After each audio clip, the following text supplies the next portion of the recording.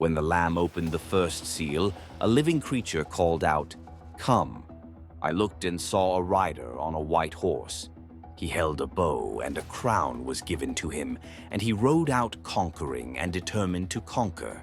Jesus explained the meaning of this in Matthew chapter 24, verses 5 through 8. In that passage, he describes the beginning of the end times as a period where nations rise in tension and new powers emerge across the earth. Psalm chapter 7, verse 12 also uses the image of a bow to describe distant strength and judgment, helping us understand this rider as a symbol of conquest and rising worldly power. When the Lamb opened the second seal, the next creature said, "Come." A fiery red horse appeared, and its rider was given authority to take peace from the earth so that people would turn against one another.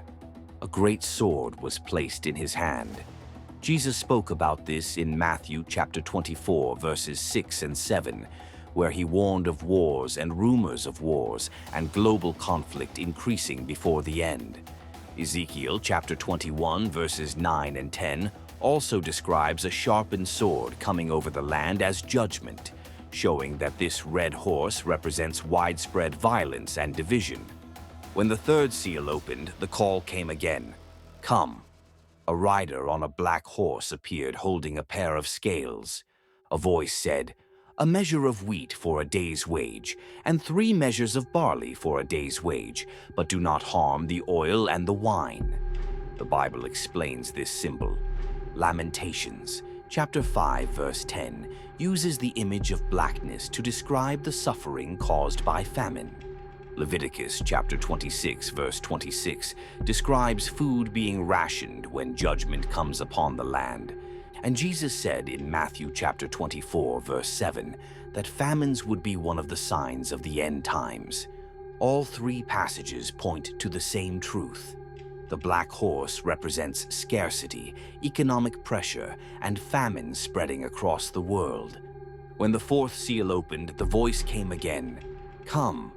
A pale horse appeared, and the rider's name was Death, and Hades followed behind him.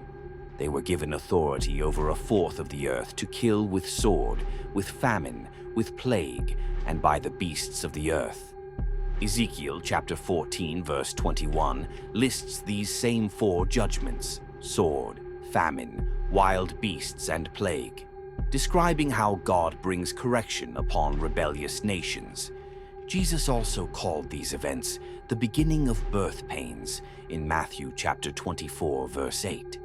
The pale horse represents the combined weight of these judgments sweeping across the world.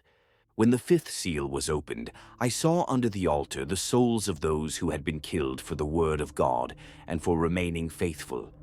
They cried out, saying, "How long, Lord, until you judge and avenge our blood?" They were each given a white robe and told to rest a little longer until the full number of their brothers and sisters would also be killed as they had been.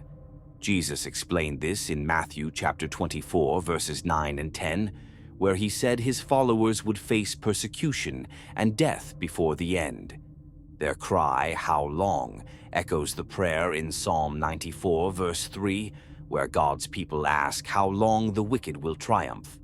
The white robes they receive match the explanation later in Revelation chapter 7, verse 14, which shows that white robes represent purity, victory, and God's recognition of their faithfulness. When the 6th seal opened, a great earthquake shook the earth. The sun became black like sackcloth. The moon turned red like blood. The stars of heaven fell to the earth like figs shaken loose by a great wind. The sky split apart and rolled up like a scroll, and every mountain and island was moved from its place. Jesus described these same signs in Matthew chapter 24, verse 29, saying the sun would be darkened, the moon would not give its light, and the stars would fall from the sky. Isaiah chapter 13, verse 10, and Isaiah chapter 34, verse 4 also describe these cosmic disturbances during God's judgment. Joel chapter 2, verse 31 says the sun will turn to darkness, and the moon to blood before the great day of the Lord. These prophecies match the sixth seal exactly.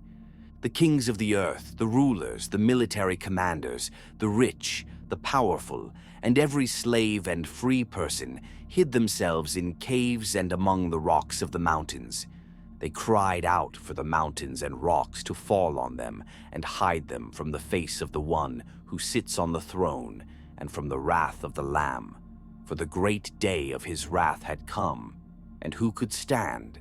This fulfills Isaiah chapter 2, verse 19, where people hide in the rocks when God rises to shake the earth. It also matches Hosea chapter 10, verse 8, where people beg the mountains to fall on them in the day of judgment. The question, who can stand, prepares the way for the next chapter, where God answers that only those sealed and protected by him will be able to stand.